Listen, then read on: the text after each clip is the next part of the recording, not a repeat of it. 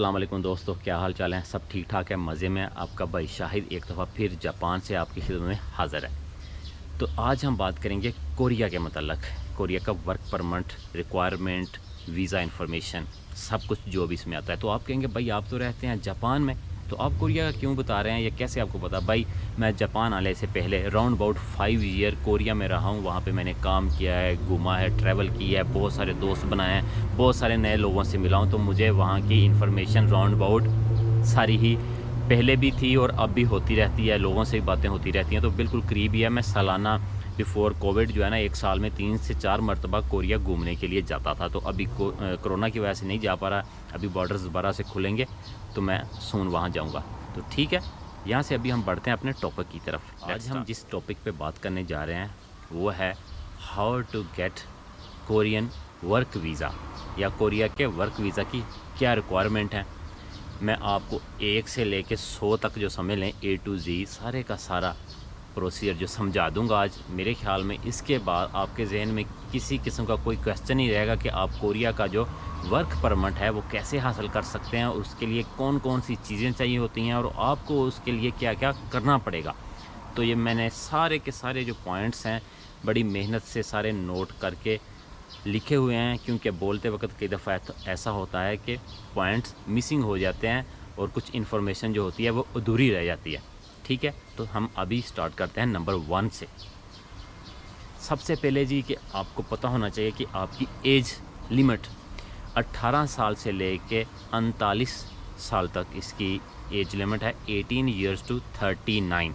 अगर तो आपकी उम्र इसके दरमियान है तो आप कोरिया का वीज़ा अप्लाई करने के लिए एलिजिबल हैं, आप अप्लाई कर सकते हैं। नंबर 2 पे है जी इसकी क्वालिफ़िकेशन क्या चाहिए। आपकी तालीम इसकी कोई स्पेसिफ़िक नहीं है, लेकिन मैट्रिक भी हो, अगर आपने मैट्रिक पास किया है तो आप इसके लिए एलिजिबल हैं, आप अप्लाई कर सकते हैं। नंबर 3 आपने कौन सी चीज़ है जो प्रिपेयर करके रखनी है, वो है अपना मेडिकल। ये सबसे पहले करवा लें, क्योंकि मोस्टली क्या होता है कुछ लड़के बेचारे सब कुछ कर लेते हैं, सारा कुछ क्लियर करने के बाद मेडिकल में आके फंस जाते हैं। तो आप काइंडली सबसे पहले कहीं भी, सिर्फ कोरिया नहीं कहीं भी जाना चाहते हैं बैरूने मुल्क में, तो अपना मेडिकल जो है वो पहले करवा के रख लें। उसमें मेन चीज़ें जो होती हैं मैं आपको बता देता हूँ कि आपको हेपेटाइटिस सी का प्रॉब्लम ना हो, टीबी का प्रॉब्लम ना हो, या एड्स वगैरह ऐसी जो मुहलिक अमराज हैं ये ना हो। इसका टेस्ट आप पहले से करवा लें। ठीक है, अगर आपको कलर ब्लाइंड का प्रॉब्लम है तो फिर भी आप अप्लाई नहीं कर सकते। ऐसा मत कीजिएगा कि अगर प्रॉब्लम हो तो आप कोरिया के लिए अप्लाई कर दें। Colour blind know apply. अगर आपके जिस्म के कोई भी हिस्सा कटा हुआ है, जैसे कोई उंगली कटी हुई है या खुदा न खास्ता हाथ या कोई ऐसा अज़ू कटा हुआ है, तो फिर भी आप अप्लाई नहीं कर सकते। नंबर 4 पे जी ये सब कुछ करने के बाद फिर आएगी बारी कोरियन लकी ड्रा की।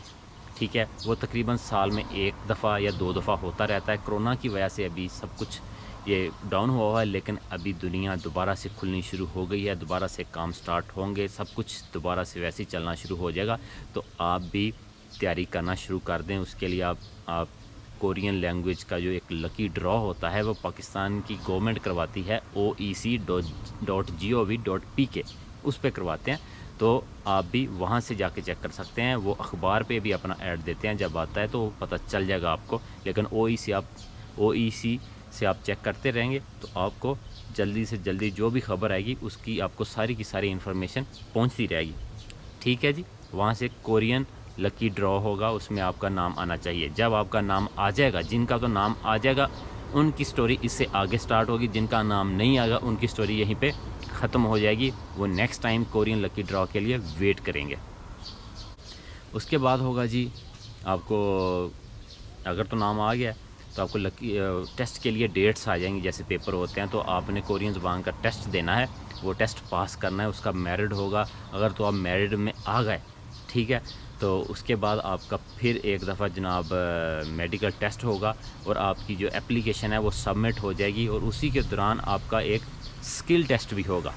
ठीक है, ये भी आपने पास करना लाजमी है। उसके साथ आपके कोरिया जाने के चांसेस बहुत ज़्यादा बढ़ जाएंगे। ठीक है जी, यहाँ तक क्लियर हो गया। लैंग्वेज का टेस्ट भी हो गया, स्किल टेस्ट भी हो गया। आगे चलें हम। आपकी एप्लीकेशन कोरिया सबमिट हो गई है OEC के थ्रू, यहाँ से अंडरस्टैंड जी। अब आपने वेट करना है, तो आपको अभी कॉल आएगी कोरिया से। ठीक है। वो कंपनी आपको कॉल करेगी, जिसको भी बंदे की ज़रूरत होगी वो ओईसी को कॉल करेंगी, ये वाला बंदा हमें चाहिए। तो ओईसी वाले जो हैं वो आपको आपके फ़ोन नंबर पे जो आपकी सीवी पे लिखा हुआ है उस पर आपको कॉल करके आपको कॉन्ग्रेचुलेसन कहेंगे, आपको बताएंगे जी आपका वीज़ा आ गया और आप अभी ओवरसीज़ के जो दफ्तर है इस्लामाबाद, जो कोई भी जो आपका करीबी है वहाँ पहुँचें और रब्ता करें।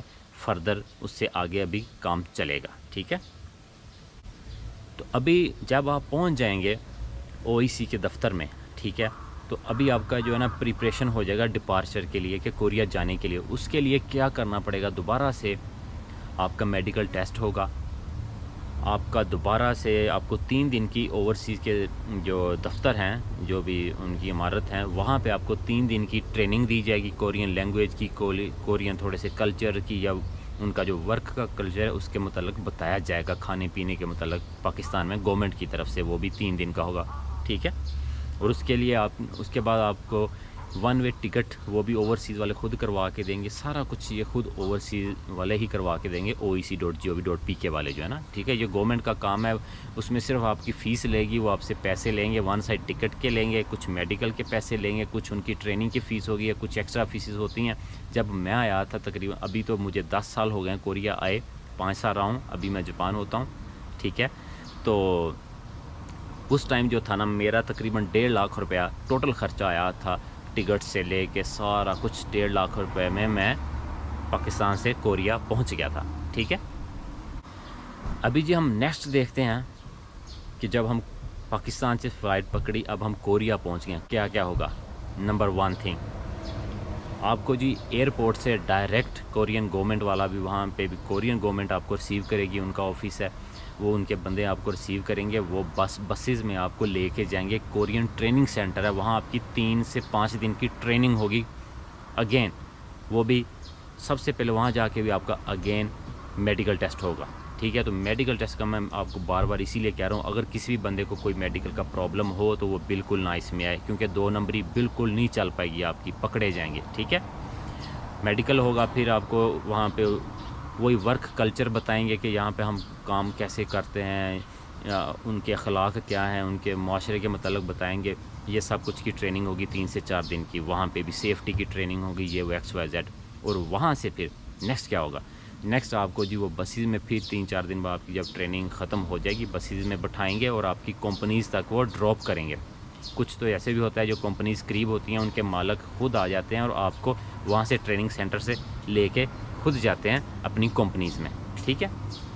अब वहाँ आप जाएंगे, वहाँ जाने के बाद आपको पहले दिन 1-2 दिन रेस्ट होगी, ठीक है। आपको दूसरे वर्कर्स के साथ मिलवाया जाएगा और आप उसके बाद अपना काम शुरू कर देंगे। वहाँ जाने के बाद काम स्टार्ट करने के बाद फौरी तौर पे आपके 2 या 3 काम और किए जाएंगे। वो क्या होंगे, सबसे पहले तो आपका जो इमिग्रेशन का कार्ड होगा वो उस कंपनी के ज़रिए से बनाया जाएगा, जिसको कोरियन रेजिडेंस कार्ड कहते हैं, ठीक है। कि आप उस कार्ड के साथ आप कहीं भी पूरे कोरिया में घूम सकते हैं, आपको कोई नहीं रोकेगा, आप एंजॉय कर सकते हैं, वहाँ लीगल रह रहे हैं। दूसरा आपका बैंक अकाउंट खोलेगा, क्योंकि आपकी सैलरी जो भी होगी वो बैंक अकाउंट में आएगी, वो खोली जाएगी। और दोबारा से आपका एक मेडिकल टेस्ट वहाँ पे भी होगा कंपनी में पहुँचने के बाद, ठीक है।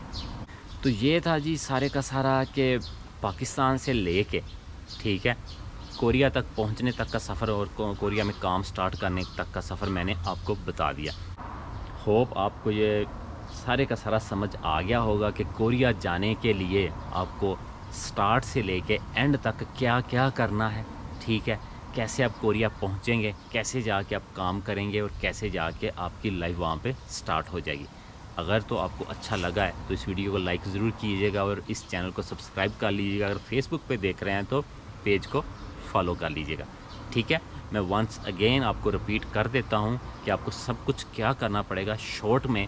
सबसे पहले अपना मेडिकल करवाएं, उसके बाद कोरियन लैंग्वेज के लिए आपने कुरानदाजी के लिए अप्लाई करना है, उसके बाद आपने टेस्ट पास करना है, उसके बाद आपने स्किल टेस्ट पास करना है, उसके बाद आपने मेडिकल टेस्ट वंस अगेन पास करना है।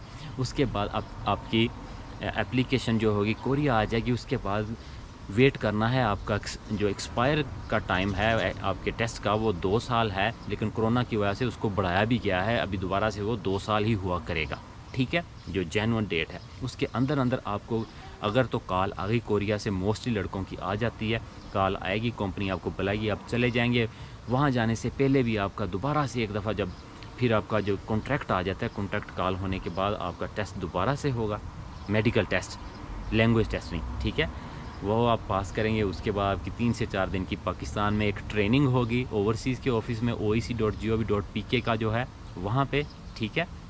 और फिर आपको टिकट, 1 वे टिकट लेके वहाँ से भेज दिया जाएगा कोरिया। कोरिया से आपको आगे से रिसीव करेंगे कोरियन गवर्नमेंट, और पाकिस्तान के भी कुछ वहाँ पे ऑफिसर्स होते हैं जो कोरियन गवर्नमेंट के साथ काम कर रहे होते हैं, वो आपको रिसीव करेंगे, आपका फिर वहाँ ट्रेनिंग सेंटर में ले जाएंगे। वहाँ जाके आपका दोबारा से एक मेडिकल होगा और एक छोटा सा लैंग्वेज का टेस्ट भी होता है। उसके लिए आपने बिल्कुल परेशान नहीं होना, क्योंकि अगर आप वहाँ पे फेल भी हो जाएं उस टेस्ट में तो there is not a big deal, no problem, कोई मसला नहीं है। पास हो जाएं बहुत अच्छा है, फेल हो जाएं तब भी कोई ऐसा मसला नहीं है कि आपको वहाँ से वापस भेज दिया जाएगा। लेकिन अगर आपका मेडिकल टेस्ट वहाँ जाके फेल हो जाता है या आपका नेगेटिव आती है कोई चीज़ जो पॉजिटिव आ जाती है, जो कि नहीं होनी चाहिए टेस्ट में, तो वो आपको वहाँ से वापस डिपोर्ट कर दिया जाएगा पाकिस्तान के लिए। तो इसलिए मैं मेडिकल को अगेन रिपीट कर रहा हूँ, ठीक है। तो वहाँ से आपकी कंपनी आपको ले जाएंगी कंपनीज़ में, वहाँ से आप आगे नेक्स्ट बैंक अकाउंट खुलेगा, आपका कार्ड बनेगा, इंश्योरेंस कार्ड होता है हॉस्पिटल जाने के लिए भी, वो भी बन जाएगा, सैमसंग की इंश्योरेंस हो जाएगी, तो आपकी ज़िंदगी स्टार्ट हो जाएगी। तो नेक्स्ट वीडियो में हम डिस्कस करेंगे कि हम वहाँ जाके पैसे कितने कमा सकते हैं, घंटे की सैलरी कितनी है, एक दिन की सैलरी कितनी है, एक महीने की कितनी है, पाकिस्तानी रुपयों में कितनी है, और हमें टोटल कितना हम पैसा बना सकते हैं और कितना वहाँ से खर्चा करके हम बचा सकते हैं, और हमारे वीज़े की लेंथ कितनी होती है, और हम वहाँ पे परमानेंट रेजिडेंसी कैसे हासिल कर सकते हैं, ये मैं नेक्स्ट वीडियो में आपको बताऊंगा। तो हमारे साथ जुड़े रहिएगा, ठीक है। चैनल को सब्सक्राइब कर लें, अगर फेसबुक पे देख रहे हैं तो भाई पेज को फॉलो कर लें, लाइक कर लें, कमेंट्स करें, मुझे बताएं।